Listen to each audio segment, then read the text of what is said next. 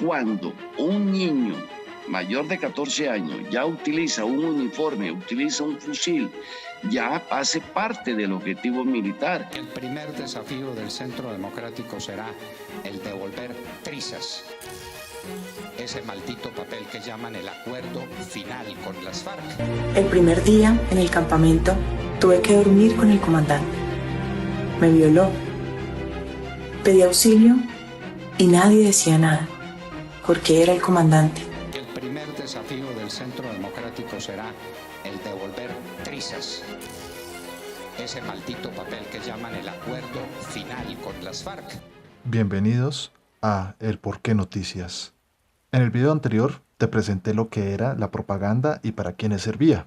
Y tú te preguntarás, bueno, ¿y por qué hablar de ese tema? Es importante porque dentro de poco se viene la consulta popular. Y como lo hicieron con los acuerdos de paz, buscarán destruir también la posibilidad de que el pueblo colombiano adquiera dignidad laboral. Devolver trizas. Así te voy a presentar la definición que habíamos dado la vez anterior. La propaganda es la manipulación consciente e inteligente de los hábitos y opiniones organizados de las masas. Pero para comenzar debemos abordar una primera pregunta. ¿Qué es la masa? Pues bien, el filósofo español José Ortega y Gasset nos da una definición muy clara de lo que es la masa. La masa es el conjunto de personas no especialmente calificadas. No se entienda pues por masas solo ni principalmente las masas obreras. Masa es el hombre medio. José Ingenieros lo llamaría el hombre mediocre. Debemos tener en cuenta una cosa. No porque haya una muchedumbre de personas quiere decir que hay una masa. Te doy un ejemplo. Cuando tú vas a un banco, tú ves muchas personas. Lo que hay allí es una muchedumbre. Pero cuando vas a un estadio, allí hay una masa. Entonces la masa tiene esta cualidad fundamental. Es el hombre en cuanto no se diferencia de otros hombres, sino que se repite en sí mismo un tipo genérico. Más adelante nos dice también, masa es todo aquel que no se valora a sí mismo, en bien o en mal, por razones especiales, sino que se siente como todo el mundo. Y sin embargo, no se angustia, se siente bien al saberse idéntico a los demás. Es decir, es esa clase de persona que jamás en la vida se ha hecho un autoexamen, una autovaloración, un saber quién es él mismo. Es decir, es una persona que no hace introspección. Esto quiere decir que la masa no discrimina de si se tiene dinero o si se es pobre, si se es trabajador o si se es empresario, si se tiene un título universitario o si se carece de él. Y divide Ortega la humanidad en dos clases de personas. La primera de ellas son las que se exigen mucho y acumulan sobre sí mismas dificultades y deberes. Luego están las que no se exigen nada especial, sino que para ellas vivir es ser en cada instante lo que ya son, sin esfuerzo de perfección sobre sí mismas. Ya Gustave Le Bon dirá, en el alma colectiva se borran las aptitudes intelectuales de los hombres y en consecuencia su individualidad. Lo heterogéneo queda anegado por lo homogéneo y predominan las cualidades inconscientes. Esto quiere decir que al estar insertos dentro de la masa, perdemos nosotros la facultad de razonar, de pensar adecuadamente. Y cuando nos dice que lo heterogéneo queda anegado por lo homogéneo, esto quiere decir que lo que nos vuelve a nosotros individuos, lo que nos vuelve especiales a nosotros, queda inundado por todos esos elementos que nos constituyen en masa, es decir, que nos vuelven idénticos unos a otros. Y nos lanza una frase demoledora. Las masas no acumulan inteligencia, sino la mediocridad. Entonces, volviendo al ejemplo del banco y del estadio, en el banco simplemente hay una muchedumbre, una cantidad de personas al azar reunidas, que no comparten ningún sentimiento, que no ahogan su individualidad en el grupo. En contraposición, cuando nosotros vamos a un estadio, caemos dentro de la masa. ¡Que viva el Junior! ¡Que viva! Claro, siempre y cuando nosotros entremos dentro de todo ese frenesí, dentro de todas esas emociones que comparte la masa. Cuando juega la selección Colombia, la mayoría de los colombianos en ese momento se transforma en masa. What is going on here? People are getting into the Copa America through the ventilation system? What is going on here? Y un ejemplo claro de esto lo podemos ver cuando Gustavo Petro hizo el Consejo de Ministros previo a un partido de Colombia, quienes ofendieron profundamente porque Gustavo Petro les hiciera una exposición de lo que estaba sucediendo en el país. Pues claro, la masa, esa clase de persona genérica, que no le interesa conocer qué es lo que está pasando en su país, porque conocer qué es lo que está pasando en el país nos conduce a tomar mejores decisiones. ¿Y para qué tomamos esas decisiones? Pues obviamente para crecer, para mejorar, para perfeccionarnos. El gobierno, el presidente Petro, anuncia que televisará el Consejo de Ministros de hoy, que arranca a las 4 de la tarde. Supongo yo que lo van a arrancar a las 4 de la tarde. Hay partido que transmite Caracol Televisión, que transmiten los canales privados a las 3. A las 3 de la tarde empieza la fecha. Se van a tirar desde la Casa de Nariño el partido que es Bolivia-Uruguay, que es determinante para los uruguayos. Estoy asustado porque esos consejos son largos. Yo espero, padre, que ¿Usted no se imagina que dure 4 horas esa vaina? El Consejo de Ministros podría extenderse hasta la hora del partido de la Selección Colombia. ¿Es su preocupación, padre? Sí, esa es mi preocupación. Ojo, quiero decirte algo. La masa no está determinada por el partido político, que si yo pertenezco a tal partido, soy masa, y si no estoy en ese partido, pues no soy masa. No, la masa puede existir en cualquier partido político. En estos días he estado algún tiempo en TikTok, viendo videos sobre esto y aquello. En una conversación demasiado graciosa, un hombrecito medio que comienza a pelear sin argumentos, como suele suceder con toda la derecha, me presenta un artículo del Espectador, donde habla de cómo Gustavo Petro se gastó 372 mil millones de pesos en hacer encuestas. Pero ojo, uno no puede creer lo que le vayan diciendo así de buenas a primeras. Ni siquiera lo que yo te estoy diciendo te lo puedes creer de buenas a primeras. Decidí remitirme al artículo. No estaba puesto ni el título, ni fecha, nada. Simplemente unas cuantas palabras. Y a partir de esas palabras lo busqué en internet. Cuando lo leí, fíjate, no era que Gustavo Petro había firmado un contrato de 372 mil millones de pesos para hacer encuestas.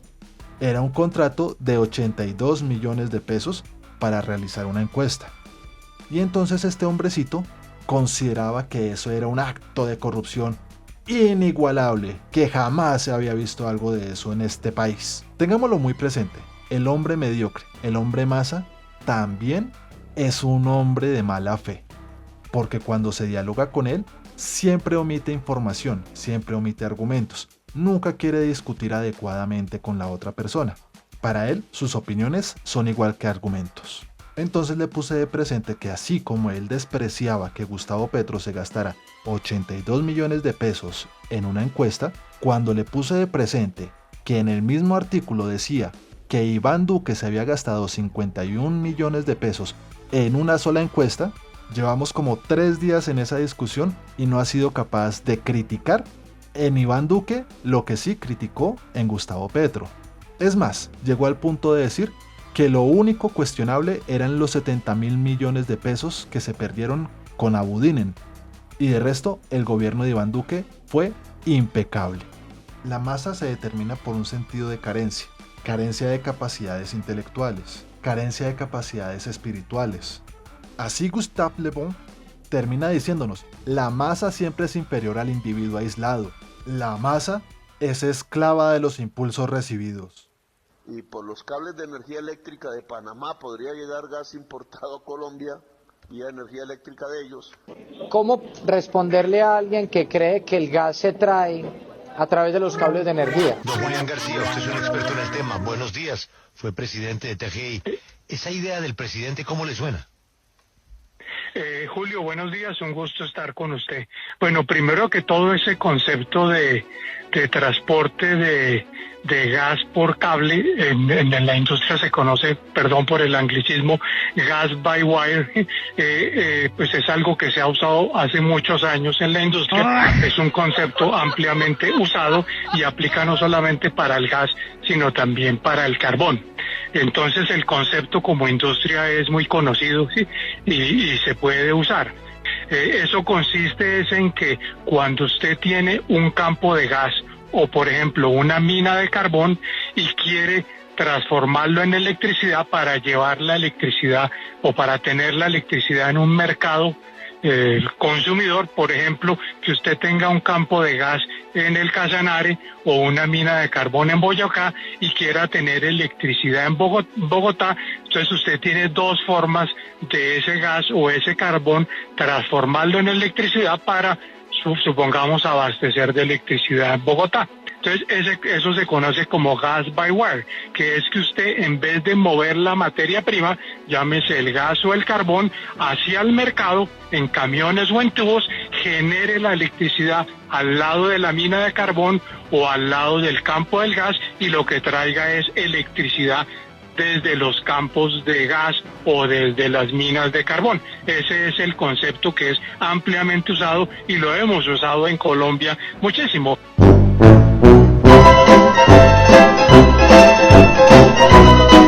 Y hoy hay 14 billones represados que no se ejecutan en las regiones del Fondo de Regalías. ¿Por qué?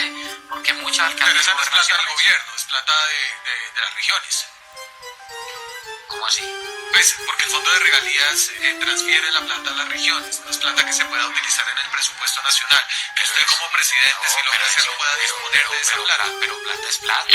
Así lo vi, así lo conocí. Así lo querí. Claro que esta reforma tributaria, ¿quién va a golpear más duro?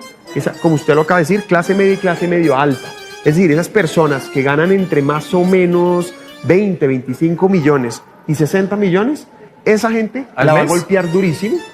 Y los súper ricos, sí, pero pues, no, por eso lo llaman, técnicamente llaman clase media alta. Pues, no, de acuerdo, pero no me lo... alta. Bueno, o sea, si quiere llamar así, es que se gana 20 millones de pesos. No, de acuerdo, pero el rango de la clase media es, según estos datos, quien gane más de 590.000 pesos. Quien gane entre 250.000 y 590.000 por persona. Es vulnerable y está yendo a la clase media. ¿Está saltando la clase media? Sí. ¿En serio? Y la clase media, por eso vemos que encima de 590.000 pesos es que ya están consolidados en la clase media y están llegando a ingresar.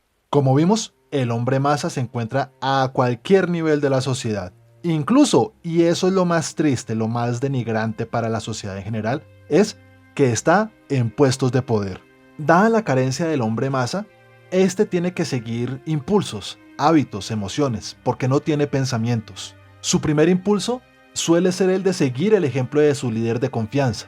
Una vez dicho esto, te voy a presentar las 4 cualidades que tiene la psicología de masas y el hombre de masas. Y cada una de estas características estará acompañada de una serie de videos que pondrán de presente en la vida práctica, en la vida cotidiana de nosotros los colombianos, la clase de afirmaciones y acciones que conducen, que nos mueven a la manipulación de las opiniones, de los afectos, de los sentimientos y de nuestros hábitos. Las características que voy a presentar no están en orden. Para que vayas viendo cómo se construye ese consenso dentro de la manipulación de masas, he reorganizado las cualidades para que sea mucho más fácil comprenderlo. Primero, invencibilidad. El hombre medio, el hombre masa, el hombre mediocre es un ser que cede a sus instintos, porque en su sentir de masa se siente invencible, siente que nadie es capaz de pararlo a él, que lo tiene permitido absolutamente todo.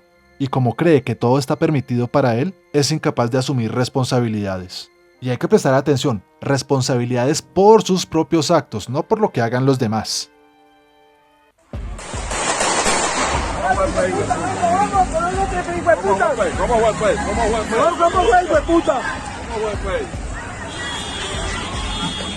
Ahí lo levantó, marica. Ahí lo mataron.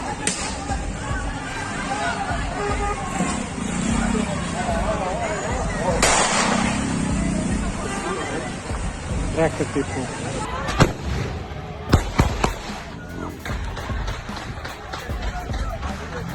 Se asiguen para no pulso.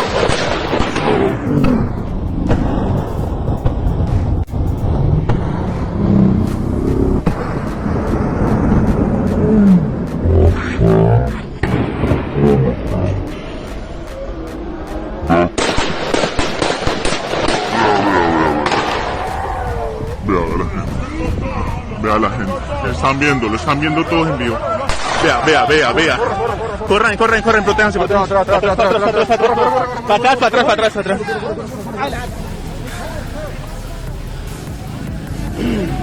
Están disparando. ¿Vieron? Vea, los de civil.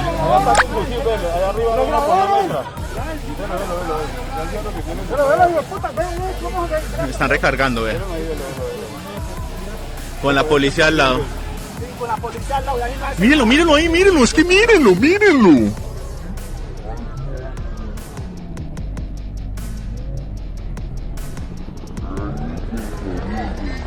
Míralo, míralo cómo viene hacia acá, míralo cómo viene hacia acá. Míralo, míralo. ¡Me están amenazando! ¡Me están amenazando!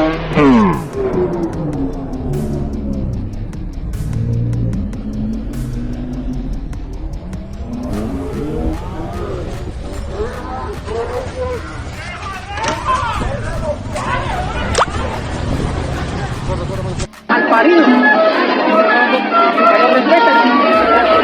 Pero que nos respeten. Al parido,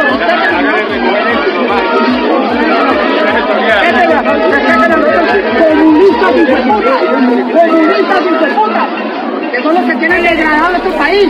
Ustedes comunistas y putas, comunistas y putas. ¡Fuera con la camiseta! Y vamos a quitar los que nos duelen en las marchas. Por eso los vamos a desvestir y tenemos la ayuda de nuestro presidente Duque para que sepas te quitar la camiseta o te pelamos.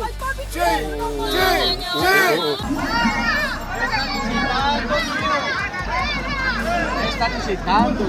Pero estoy entrevistando hace una hora.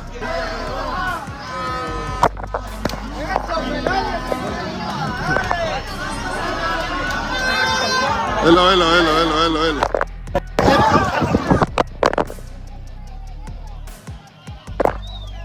Tenemos que evitar esto.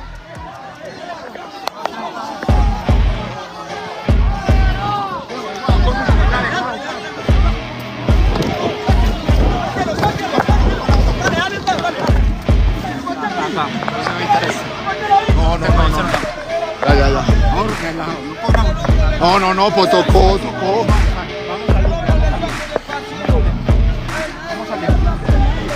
Ya. Vamos.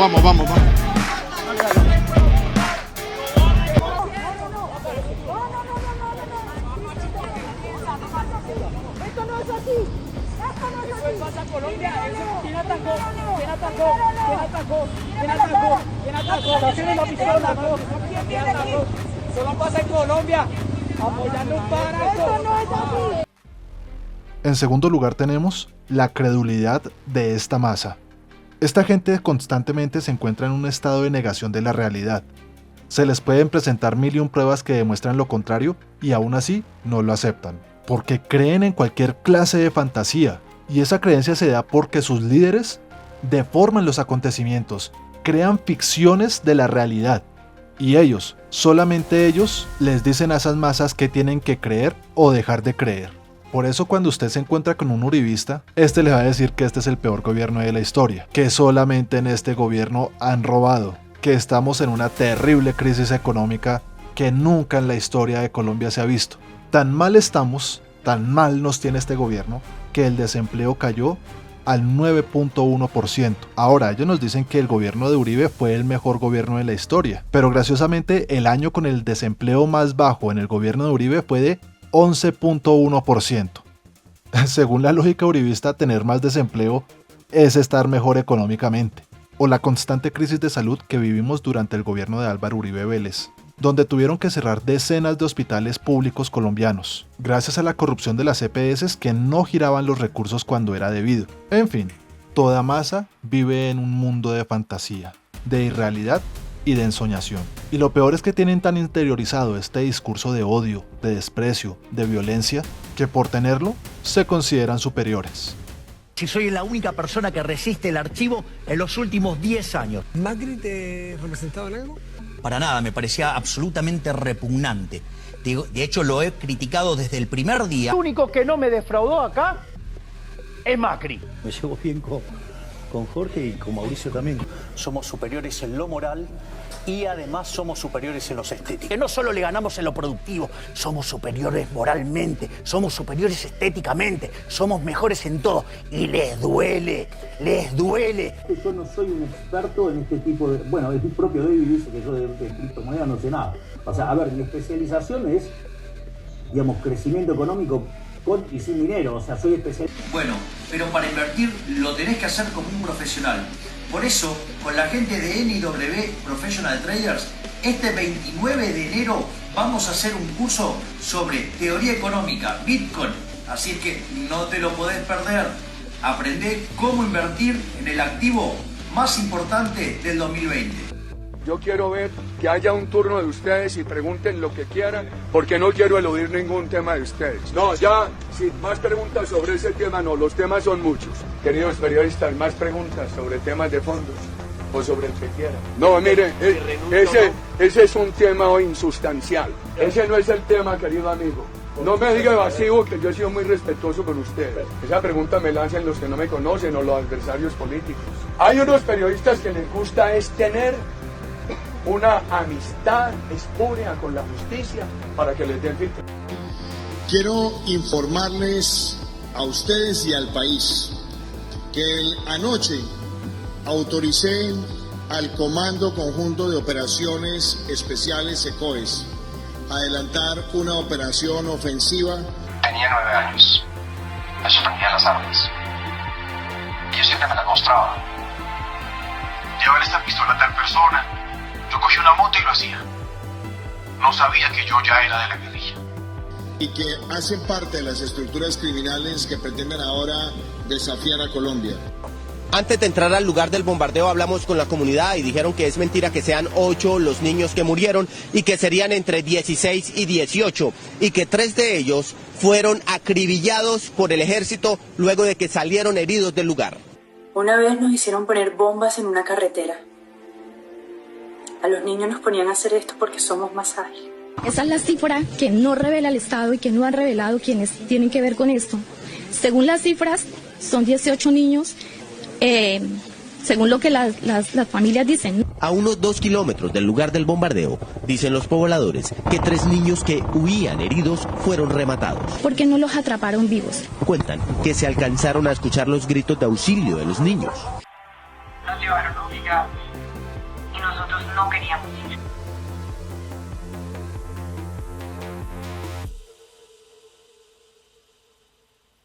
Cargaban perros persiguiendo a los niños y los mataron por allí al frente de unos potreros. ¿Por qué se suben los drones derecho a nuestras casas? ¿Por qué si vamos por un camino nos siguen?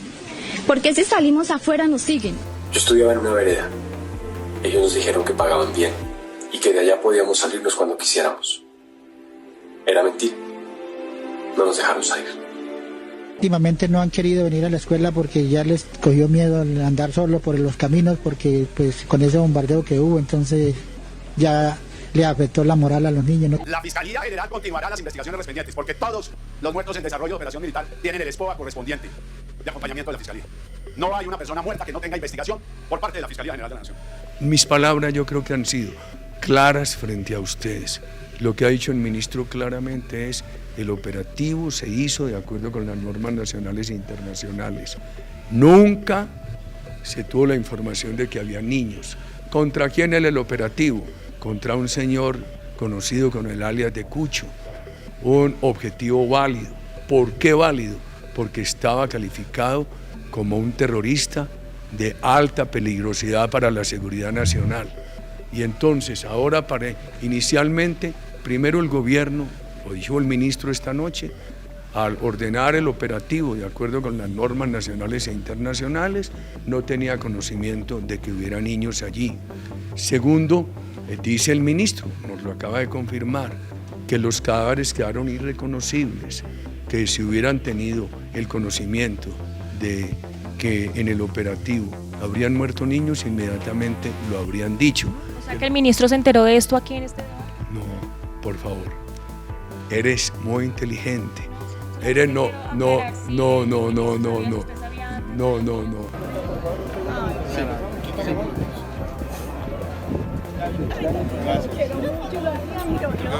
Presidente, ¿qué opinión le merece el bombardeo en Caquetá?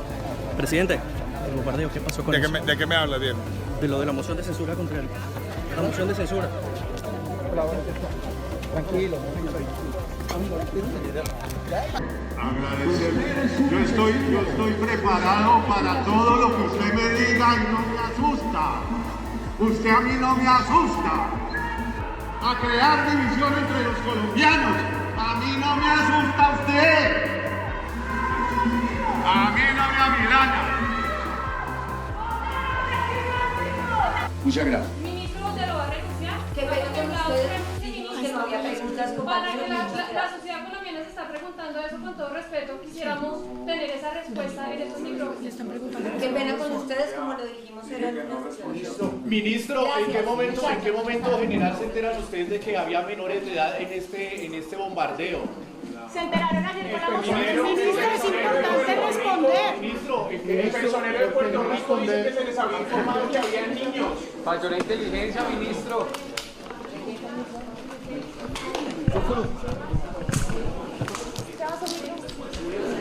Cuando un niño mayor de 14 años ya utiliza un uniforme, utiliza un fusil, ya hace parte del objetivo militar. ¿Usted tiene certeza de que esos niños hubieran sido reclutados? Esto es, yo simplemente me refiero a lo que le escuchamos al ministro. Si hay unos niños que están en el campamento de un terrorista, ¿qué supone uno? Y la disposición es, no se puede bombardear cuando se tiene conocimiento de la presencia de menores en un campo. Lo cual significa que si la inteligencia acredita fehacientemente que no existen menores, esa restricción tampoco existe. Es decir, no es la prohibición de bombardeo por el bombardeo, es lo que significa tener unos niños, en todo caso, con todas las acciones criminales que pueden cometer, niños de 14, de 15 años, y uno piensa inclusive en sus propios familiares, en sus nietos, en el caso mío, que son llevados a la fuerza o engañados, que en todo caso se vinculan a esas organizaciones y que después no se les da ni siquiera la opción de esconderse frente a lo que significa de aterrador el bombardeo para la muerte, para la vida de esos niños. De manera que, insisto, no es la prohibición del bombardeo en absoluto, eso es una operación que es admitida. Aquí lo que hemos tenido por restricción, y en esa manera se transmitió desde el principio de este gobierno, es cuando hay presencia de menores en esos espacios susceptibles de ser bombardeados. En un tercer lugar, tenemos la sugestionabilidad. A mi parecer, este es el más peligroso de todos. Todo lo salvaje que hemos visto en los videos anteriores son efectos claros y puntuales de esta disolución de la personalidad consciente en el carisma del líder. Tengamos nosotros muy presentes esto. La masa que ha sido sugestionada no necesita órdenes, no necesita que un líder salga y diga: ordeno que persigan, ordeno que den de baja, ordeno que hagan esto y que hagan lo otro. Para la masa enardecida, un simple gesto es una orden que no se puede pasar por alto. Se empezaron a dar cuenta en Europa que aquí hay unos traficantes de derechos humanos que viven a toda hora pidiendo auxilio de la Unión Europea y de otras entidades, simplemente para sostenerse, porque han hecho de eso un modus vivendi. Las organizaciones de derechos humanos las respetamos. Otros países en menores problemas los echaron de su territorio. Politiqueros al servicio del terrorismo, los traficantes de derechos humanos que se deberían de una vez por todas quitar su careta, aparecer con sus ideas políticas y dejar esa cobardía de esconder sus ideas políticas detrás de los derechos humanos. El fiscal general de la Nación aseguró que los jóvenes desaparecidos de Soacha fueron dados de baja en combate. No fueron a recoger café, iban con propósitos delincuenciales y no murieron un día después de su desaparición, sino un mes más tarde. Si se hacen efectivas esas capturas y ellos cumplen su pena, las madres de esos jóvenes de Soacha estarán satisfechas, pero aún tienen pendiente el reclamo con el presidente, que los llamó delincuentes. Julia Martínez. Carolina, los muchachos de Soacha precisamente son los referidos en el famoso comentario presidencial de no estaban recogiendo café. 2.961 días después de esta declaración, las madres de los desaparecidos de Soacha todavía están esperando que el expresidente Álvaro Uribe se retracte. Las madres de Soacha añadieron que la condena del jueves contra los militares se logró pese a que tuvieron todo un aparato jurídico en su contra que elaboró una estrategia para dilatar el proceso y mantenerlo impune. De suspensión y suspensión a toda hora. Dilatación, porque todas decimos, ¿cómo es posible? La JEP se niega a comunicarle al país que no existen pruebas de los 6.402 falsos positivos, donde tampoco han podido realizar a hoy ni siquiera una sola condena por falsos positivos. Por eso se inventan 6.402 falsos positivos, pero el presidente de la JEP no publica la lista para demostrarle que es falso. Publique la lista, no deshonre más a los hombres que perdieron sus ojos, sus piernas y su vida por este país. Yo prefiero 80 veces al guerrillero en armas que al sicariato moral difamando. Muchas gracias. Sicario. Voy a anunciar la lista de los que... ¿Hacen silencio o los callamos? ¿Hacen silencio o los callamos?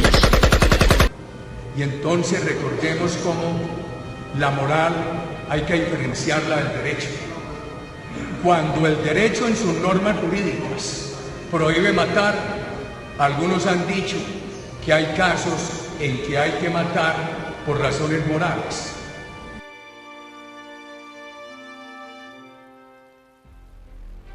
En cuarto puesto tenemos el contagio mental. Esto pensémoslo como una bola de nieve. Entre más sugestión hay, entre más ficcionalización de los acontecimientos hay, entre más se sienten invencibles, más y más reproducen toda una serie de discursos, de acciones, de comportamientos, de hábitos. Su individualidad desaparece.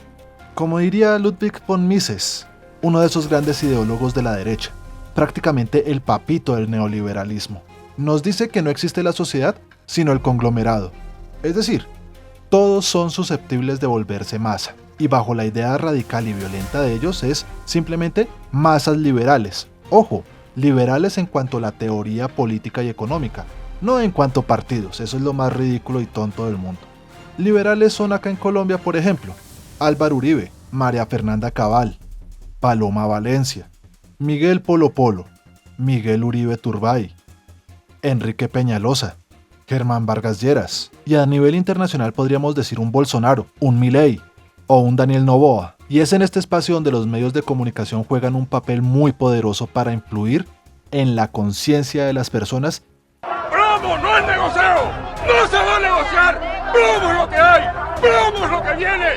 ¡Bala es lo que hay! ¡Malditos terroristas! ¡Bala es lo que hay! ¡Bala es lo que hay! ¡No va a haber negocio! ¡No va a haber más impunidad! No, ya nos cansamos. Yo hago un llamado a la gente a que nos armemos y salgamos armados a hacerle frente a esta gente. Aquí tendrán que morir muchos, de aquí y de allá, pero yo creo que van a morir más de allá y entonces con eso se calma la situación. Movenzas degenerados. Aquí vamos a tratar de hacerlo mejor por defenestar a un tipo que fue guerrillero. Y no hablo como presidente de ACORE, hablo como un miembro más de la reserva que en sus funciones cumple con sus tareas. En Colombia. Pero usted sí venía a cometer atentados en Colombia. Sí, claro, por supuesto que sí. ¿Contra quién? ¿O contra quiénes? Aquí en Colombia específicamente, contra el que se está postulando a presidente, que era antes de un movimiento revolucionario de apellido ¿Gustavo Petro? Sí, señor. El que era guerrillero del M-19. Del M-19, sí, señor. Entonces, para dejar las cosas claras, usted admite que sí está en el país y lo que estaba planeando era atentados terroristas contra el hoy candidato Gustavo Petro. Sí, ¿Es señor. así? Sí, señor. Esa es mi afirmación y si tengo que pagar por eso, lo vamos a pagar por eso. Este movimiento es financiado y es adoctrinado por el exilio cubano en la Florida. y la ultraderecha colombiana. Él era don Raúl Carvajal, un hombre de 73 años que pasó casi 15 de ellos exigiendo justicia por la muerte de su hijo, homónimo de él, un soldado al que miembros del ejército habrían asesinado por negarse a cometer un falso positivo. Este sábado 12 de junio, don Raúl murió por COVID-19. La información de la muerte fue confirmada por su abogado Miguel Ángel del Río, quien aseguró que su vida fue una lucha constante por hacer justicia. Un ejemplo de dignidad historia de don Raúl se dio a conocer el 20 de febrero de 2011 cuando llegó a la Plaza de Bolívar, en Bogotá, con los restos de su hijo Raúl Antonio Carvajal Londoño en un camión Dodge con las latas desgastadas para exigir justicia. Unos días después tuvo cara a cara al presidente Álvaro Uribe Vélez y le reclamó por no permitir el desarrollo de una investigación para esclarecer el caso de su hijo. Pero ustedes son unos asesinos, porque si ustedes no tuvieran que ver con el asesinato de mi hijo, ¿qué hubiera pasado? Ustedes hubieran dejado que se investigara. Y yo personalmente a usted le entregué una carta en la finca Lubérrimo. Sí o no se la entregué. Después hice una protesta en una inauguración de un colegio infantil. Después le hice una protesta a usted en el centro de convenciones. Y ustedes no han querido dejar que se esclarezca el asesinato de mi hijo. Por aquí, afinando puntería.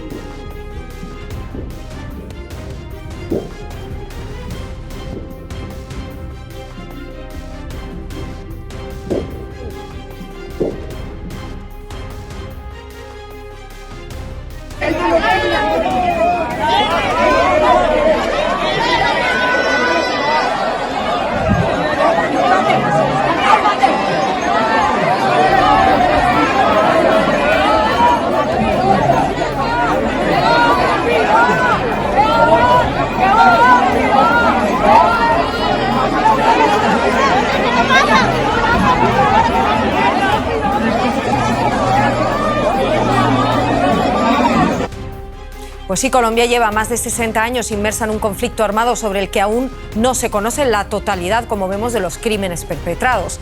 Los testimonios entregados por antiguos paramilitares a la Justicia Especial para la Paz han permitido, como vemos, corroborar la existencia de hornos crematorios donde fueron desaparecidas miles de sus víctimas. Y así, todo se vuelve una bola de nieve. Todo se vuelve un ejercicio constante una y otra vez de retroalimentar. Entre más se encuentra inserto en la mediocridad de la masa, más es capaz de caer en cada uno de los anteriores puntos. Más fácil le resulta creer en las fantasías. Mayor es el poder de sugestión que sus líderes ejercen sobre ellos. Mayor es la percepción de creerse invencibles. Y mayor efecto de contagio mental sucede en los medios de comunicación que incitan y seguir por este camino de polarización.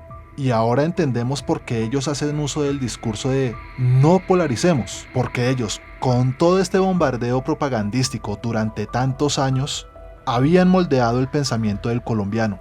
Le habían hecho creer que lo único que era posible y viable era lo que ya les habían propuesto desde la derecha. Cualquier otra opción que se les presentara era totalmente irracional.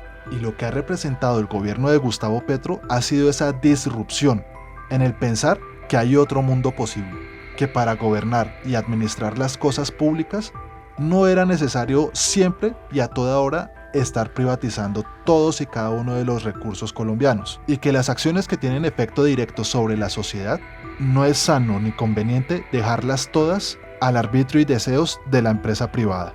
Un ejemplo clarísimo lo tenemos en el sistema de salud colombiano, donde tras 32 años de Ley 100, no ha habido el crecimiento de infraestructura médica en todas y cada uno de los municipios de Colombia como se nos prometió en tantos discursos de la derecha que nos decía que lo privado siempre está buscando negocios, y como está buscando negocios siempre va a buscar ampliar su nicho de acción. Pero esto es totalmente falso. Cualquier colombiano que haya vivido en un pueblo, cualquiera que haya vivido en una pequeña ciudad, cualquiera que haya vivido en cualquier espacio que no sea la capital departamental o la capital del país, sabrá que las EPS la mayor parte de las veces está remitiendo a los pacientes a esas capitales departamentales o a la capital del país, porque la inversión en esos espacios no se ha dado.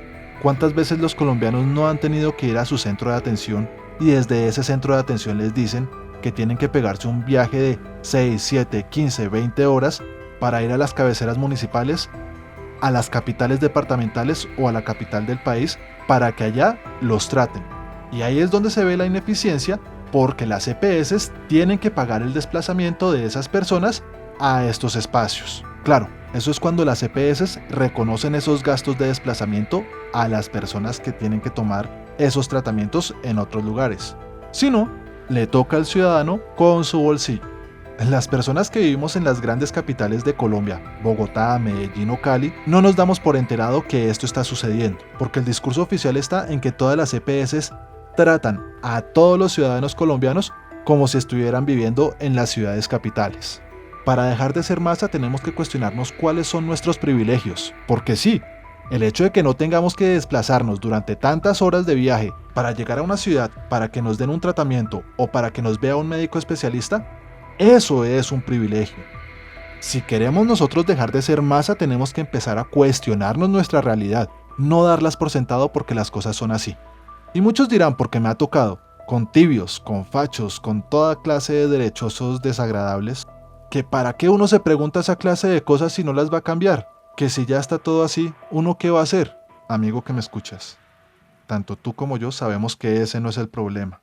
Probablemente no actuemos, es cierto, pero seguramente no nos quedaremos de brazos cruzados cuando ante nuestros ojos se esté cometiendo una injusticia. Seguramente saberlo no cambia mucho, pero cambia algo, y es que nosotros ya no vamos a ser indiferentes hacia el sufrimiento y el dolor ajeno. No vamos a ser indiferentes ante la violencia, ante los abusos. Seguramente empezaremos a tener dignidad. Y esto fue todo por el día de hoy. Recuerda, el Porqué Noticias, de cara contra las injusticias del poder.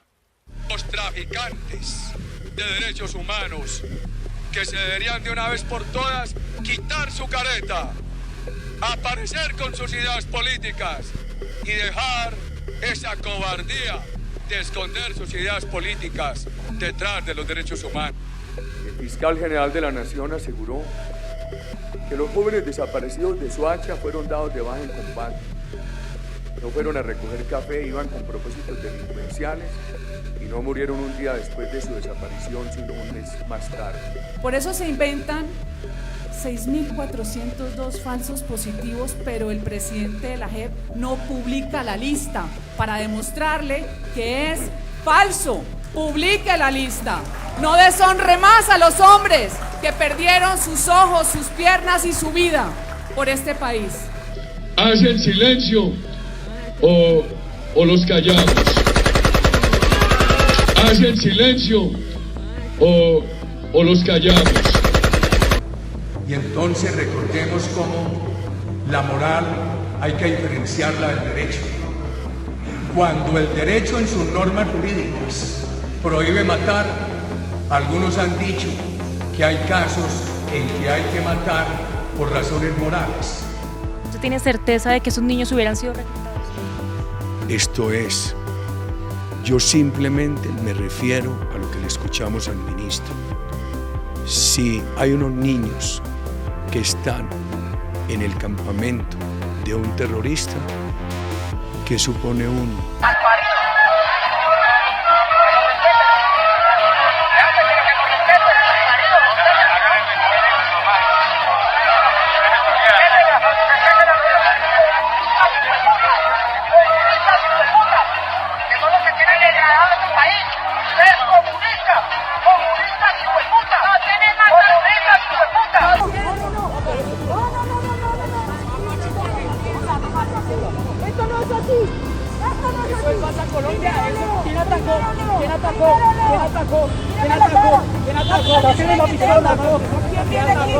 Solo pasa en Colombia, apoyando un páramo. Esto no es así.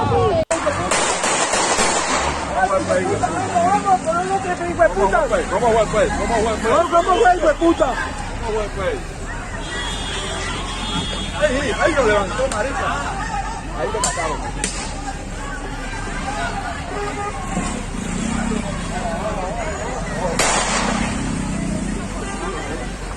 Este tipo. Se asiguen para una pulso.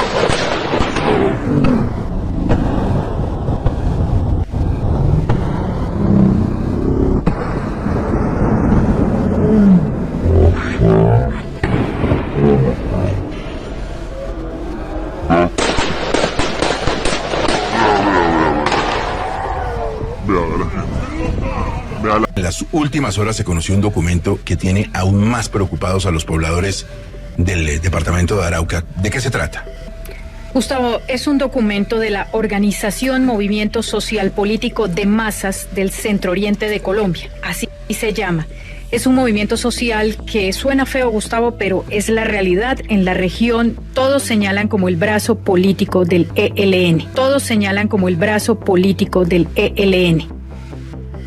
Por ello resulta incomprensible y reprochable el debate público que gira en torno a cuántos y no al cómo lo enmendamos y qué haremos para que no se repita. La pregunta no es la cifra.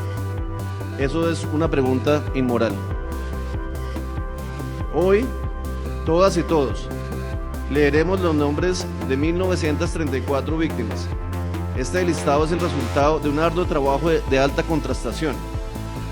Recordaremos la memoria de las demás víctimas a medida que avancen las labores de contrastación. 11 militares implicados en los llamados falsos positivos estuvieron cara a cara con los familiares de sus víctimas. Allí confesaron su responsabilidad y además pidieron perdón. Familiares de 13 víctimas de los llamados falsos positivos estuvieron frente a frente con los responsables de estos hechos, ocurridos en el departamento de Casanare en el año 2006. Quiero preguntarles a los señores militares si para ellos existe la pena de muerte. El por qué no me le respetaron la vida a mi hijo. Han tenido unos beneficios, tienen beneficios y tienen una libertad en ese momento. ¿Y qué nos han dado a nosotros durante 11 años? Nosotros como familia, como hermanos, a las madres y a los huérfanos que hemos recibido dolor. 11 de los militares implicados manifestaron su arrepentimiento. Pido perdón a las víctimas. Y no cualquier perdón, un perdón sentido que hoy me nace del corazón, porque me encuentro arrepentido.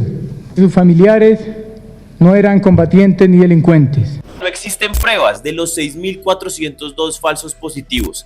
Que los jóvenes de Soacha no se fueron precisamente a coger café, sino con propósitos delincuenciales. Claro, era todo un presidente de la República, pero no tenía el derecho de estigmatizar y degradar el nombre. Mi falta de temor a Dios, mi falta de amor y respeto por la vida humana, por la dignidad humana, me llevó a terminar convirtiéndome en un asesino.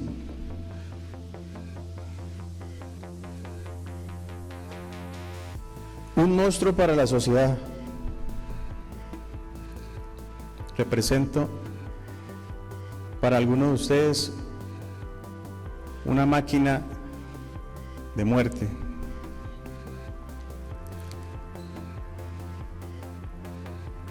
Hoy acepto ante ustedes y ante el país y ante el mundo que utilicé mi uniforme,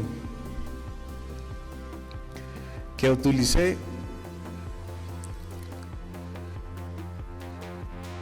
un grado que tenía dentro del ejército, una función,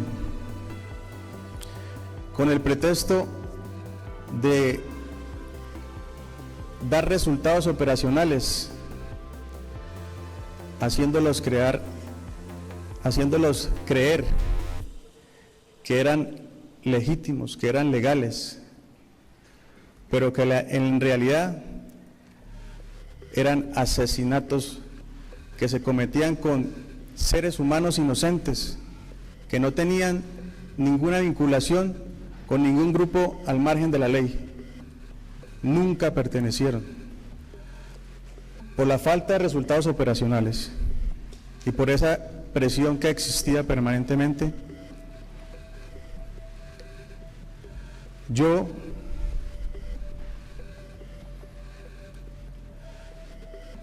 hago una oferta criminal y tomo contactos con personas que vivían en la ciudad de Bogotá en ese momento no sabía que existía Soacha, solamente Bogotá. Con estas personas civiles que vivían en Soacha, porque ya a través del tiempo conocimos que era Soacha, logramos que este patrón criminal, y con mi responsabilidad, planeé cómo llegaran cada uno de estos jóvenes a la ciudad de Ocaña, y planeé cómo se debían entregar a los militares que iban a accionar sus armas. Planeé cómo se deberían comprar los pasajes para que ellos llegaran acá. Planeé y entregué armas para que jóvenes inocentes, con sueños, que eran amados por sus madres, por sus hermanos, por sus esposas, por sus hijos, fueran entregados y asesinados y reportados como un combate real, como un muerto en combate, como un resultado operacional. Falso. Fueron combates ilegítimos. Fueron asesinatos a sangre fría.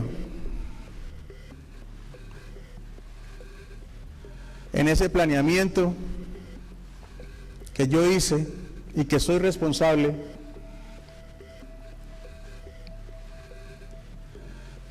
realicé documentación falsa para darle credibilidad a este hecho.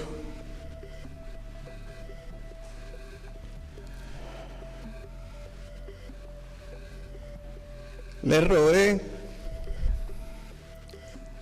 la identidad a sus seres queridos, a sus hijos que tanto amaban, a sus esposos, a esos padres que mediante engaños y propuestas falsas pensaron que con esa propuesta iban a mejorar su calidad de vida.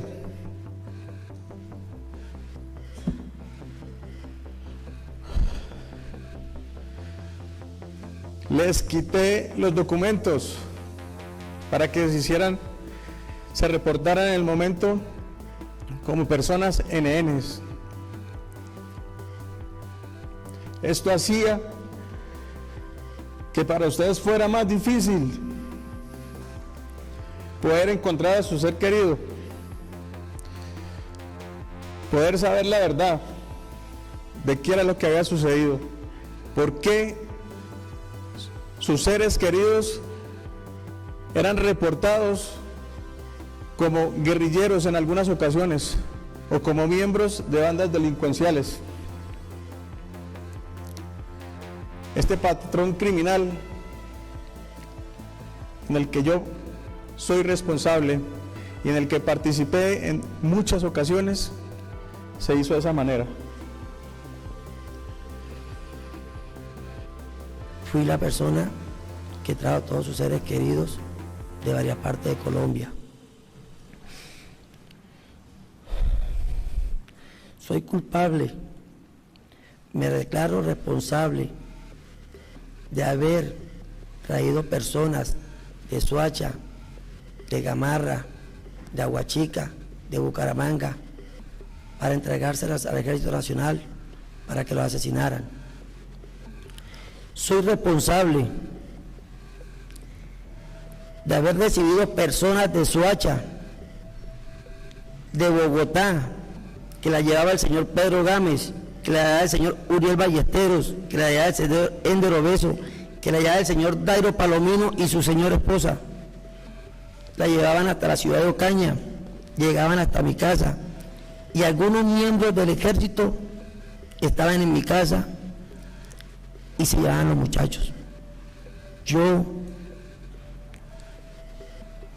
responsable, y más responsable soy por haberme prestado, sabiendo lo que iba a pasar con sus seres queridos, de recibirlos en mi casa.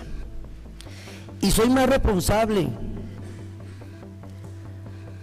porque después ellos mismos me dijeron que traerá personas, que voy y convenciera a personas de Gamarra, de Aguachique y de Bucaramanga.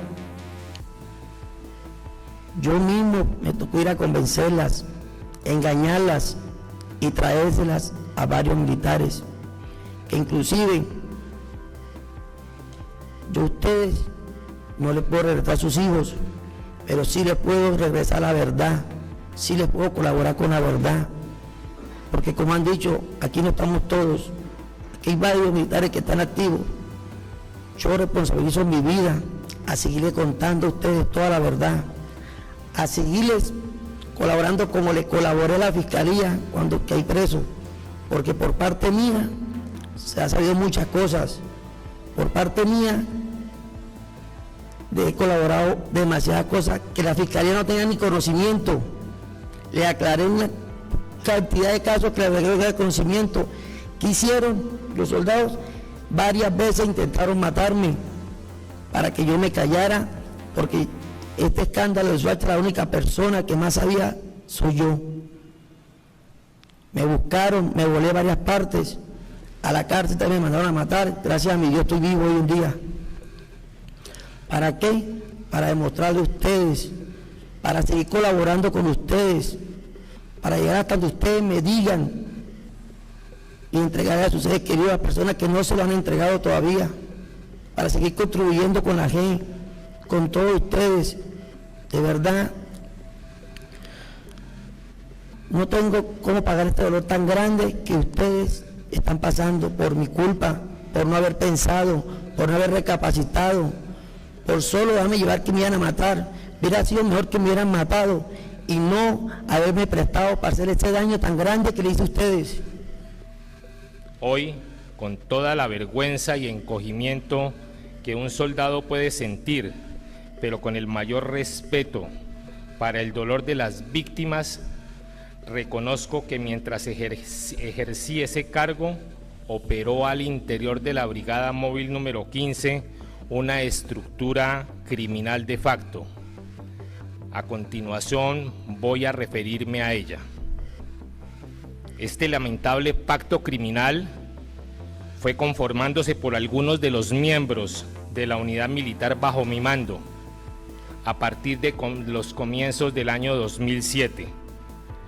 A medida que yo iba presionando a mis subalternos para que obtuvieran resultados en términos de bajas en combate, a como diera lugar, en respuesta a la dinámica de guerra que estaba establecida por el comando del ejército en esa época, al mando del señor general Mario Montoya Uribe, y del comando de la segunda división que se encontraba al mando del mayor general Carlos Ovidio Saavedra Sáenz.